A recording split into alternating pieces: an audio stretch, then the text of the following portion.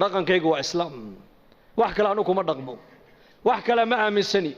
diin baan u noolahay diin baan baranayaa diin baan ka shaqaynayaa qofka diin baan ku jeclaanayaa diin la'aanna waan ku nacayaa man ahabba lillaah wa abghada lillaah wa a'ta lillaah wa mana'a lillaah faqad istakmala al-iimaan buu rasuulku yidhi ninka hadduu wax bixin ilaahay dartii u bixin hadduu wax mancin ilaahay dartii u mancin hadduu cid jeclaan ilaahay dartii u jeclaan hadduu cid nici ilaahay dartii u nici kaasi iimaanka waa dhammaystirtay buu nebigu yidhi calayhi salaatu wasalaam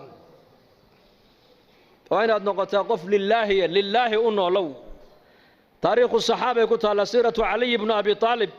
nin baa yidhi hal min mubaarisin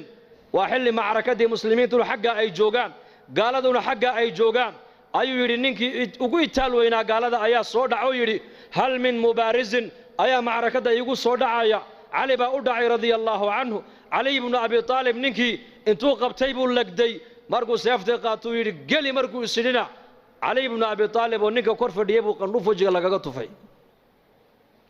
markaasuu cali qandhuufaa lagu tufay wejigaa lagaga tufay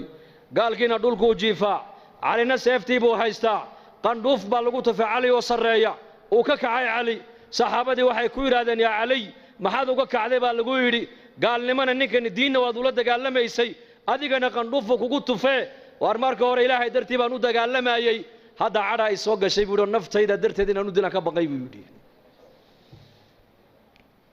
lillaahiyad waxaan qaban ilaahay dartii baan u qaban ciddaan jeclaan ilaahay dartii baan u jeclaan ciddaan nici ilaahay dartii baan u nici waxaan bixin ilaahay dartii baan u bixin waxa khayran sheegi ilaahay dartii baan u sheegi khayrkaan dhegaysan ilaahay dartii baan u dhegaysan waa inaad noqotaa qof diiniya oo diintu ay xakamaynayso si su'aasha qabrigu kugu